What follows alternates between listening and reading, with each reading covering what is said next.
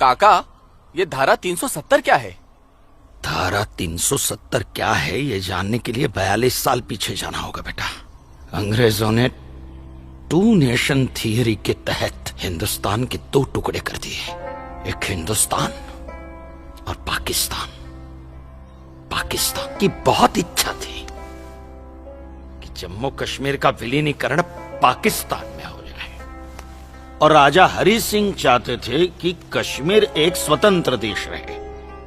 वो न हिंदुस्तान में विलीन होना चाहते थे न पाकिस्तान में, और तब पाकिस्तान ने खूनी खेल खेला। अक्टूबर 1947 में पठानी कबायलियों को जम्मू कश्मीर के खिलाफ उकसाया, कश्मीरी पंडितों का कत्लेआम करवाया।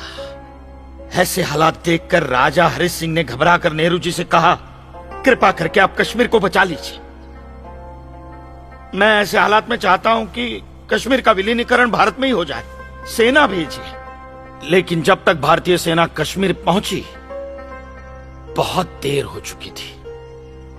न जाने कितने कश्मीरी पंडितों का कत्लेआम हो चुका था।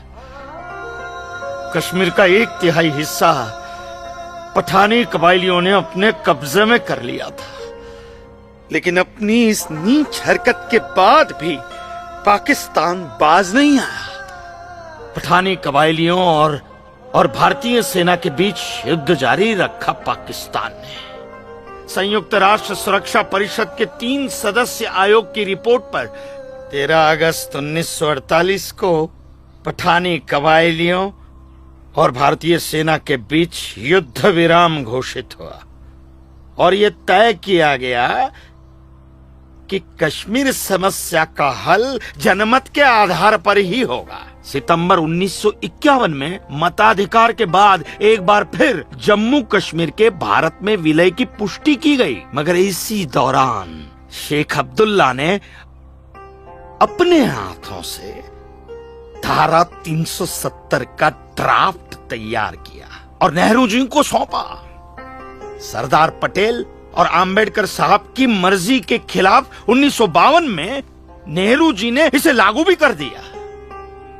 इसी धारा 370 की वजह से नेहरू जी ने कश्मीर को एक ऐसा विशेष दर्जा दे दिया जिसमें जम्मू कश्मीर राज्य ने हिंदुस्तान से अपना एक अलग संविधान स्थापित कर लिया। इसी धारा 370 की वजह से हमारे हिंदुस्तान का राष्ट्र ध्वज अलग है और कश्मीर का भी ध्वज अलग।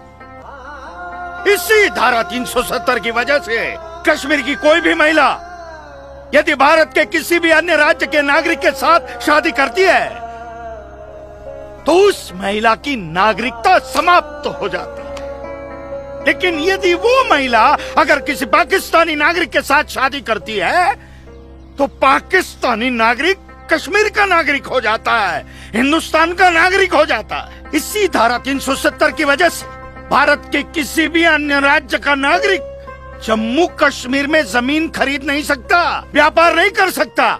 लेकिन जम्मू कश्मीर का नागरिक भारत के किसी भी अन्य राज्य में जाकर अपना व्यापार कर सकता है, जमीन खरीद सकता है, कुछ भी कर सकता है। अरे ये बिग लैंड एबोल्यूशन एक्ट क्या है पता है? यदि जम्मू कश्मीर का कोई भी मुसलमान जमीन ठेके पर लेकर खेती करता है तो कश्मीर की सरकार उस हिंदू को बिना मुआवजा दिए वो जमीन जबरन उस मुसलमान को दे सकती है। ये है बिग लैंड एबोल्यूशन एक्ट, ये है धारा 370-35 से, और इसी का नतीजा है ये गिरधारी जी का फैसला। और सिर्फ यही नहीं, ये जो सरकार की ऋण निरस्तीकरण योजना है ना, इसके अंतर्गत उन सारे मुसलमानों का कर्जा माफ कर दिया जाएगा जो उन्होंने हिंदुओं से लिया। बताइए। सरकारी नौकरियों में 5% का आरक्षण हम हिंदुओं के लिए किया है। सारे हिंदू कश्मीर से चले जाएं, यही चाहता है पाकिस्तान और यही चाहते थे शेख अब्दुल्ला।